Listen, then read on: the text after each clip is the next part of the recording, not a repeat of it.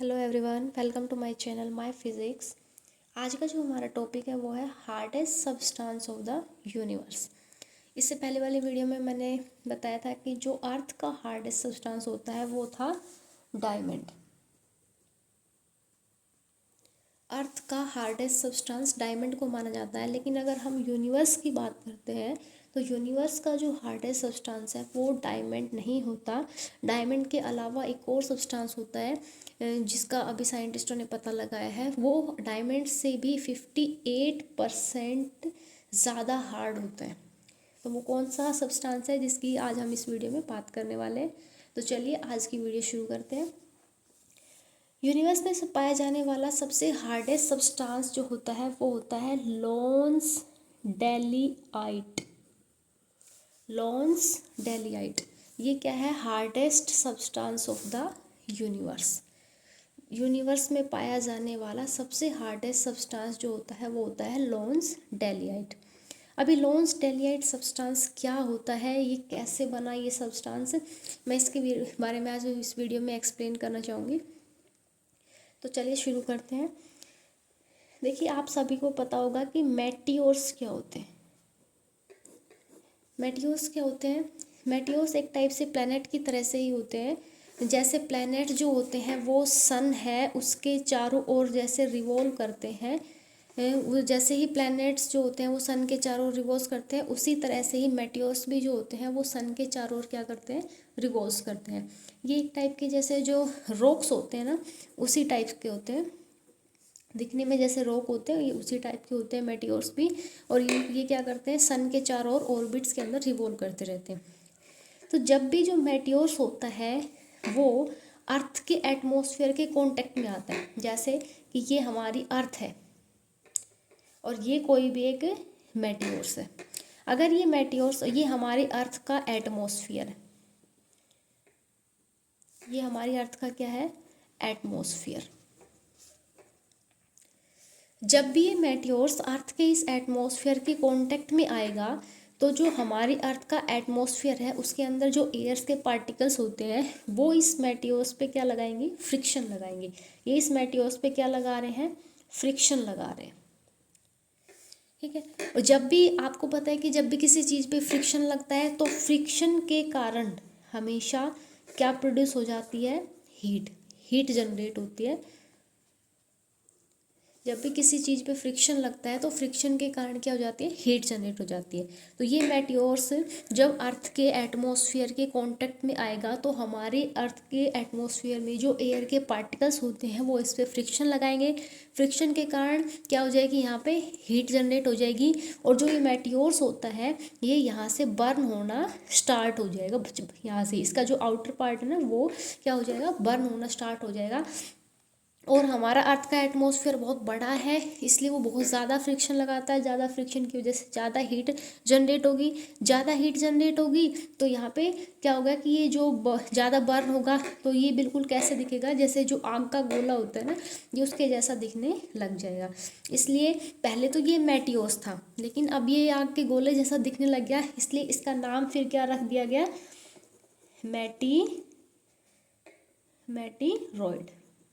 ठीक है। पहले ये मेटियोर्स था, लेकिन जब ये एटमॉस्फेयर के कांटेक्ट में आया तो ये बर्न हो गया। फ्रिक्शन की वजह से बर्न होने के कारण ही आग के गोले जैसा बन गया, तो इसका नाम क्या रख दिया गया? मेटिरॉइड्स। अब ये मेटिरॉइड्स अब फर्दर क्या कर रहा है? आगे मूव करता जा रहा है और एक टाइम पे ये अर्थ के सरफेस से क्या हो जाएगा? स्ट्राइक कर जाएगा। जब ये अर्थ के सरफेस से यहाँ टकराएगा तो अर्थ इस पर क्या लगाएगी? बहुत ज़्यादा प्रेशर लगाएगी। जैसे यहाँ पे स्ट्राइक होगा तो यहाँ पे इस पर क्या लगेगा? प्रेशर लगेगा। तो जब इस पे प्रेशर लगेगा तो प्रेशर के कारण, प्रेशर की वजह से क्या हो जाएगा? जो ये हमारा मेटिरॉइड्स था, ये जो बाहर से तो ये क्या था? जल चुका था।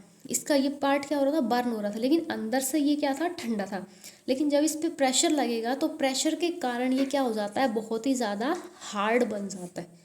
आपने पढ़ा होगा, ये पहले भी कभी छोटी क्लासेस में पढ़ा होगा कि प्रेशर के कारण चीज़ें क्या हो जाती है, हार्ड बन जाती है। जितना ज़्यादा प्रेशर किसी चीज़ पे लगता है वो उसकी स्ट्रेंथ उतनी ही ज़्यादा बढ़ जाती है, वो चीज़ उतनी ही ज़्यादा क्या बन जाती है, हार्ड बन जाती है।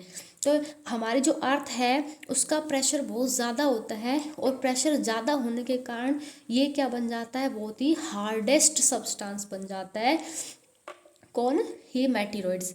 लेकिन पहले ही मेटियोस था, फ्रिक्शन लगा तो इसका नाम, फ्रिक्शन के कारण जब इसमें हीट प्रोड्यूस हुई तो ये क्या, इसका नाम बन गया मेटीरॉइड्स। लेकिन जब ये अर्थ के साथ स्ट्राइक करता है, स्ट्राइक करेगा, फिर इस पर प्रेशर लगेगा, तो उस टाइम पे इसका नाम रख दिया गया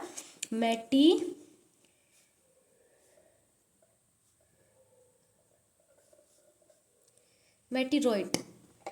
ठीक है, जब पहले मेटियोर्स था, जब इस पे फ्रिक्शन लगा तो इसका नाम क्या बन गया, मेटीरॉइड्स। जब इस पे प्रेशर लगा तो ये क्या बन गया, मेटीरॉइड्स।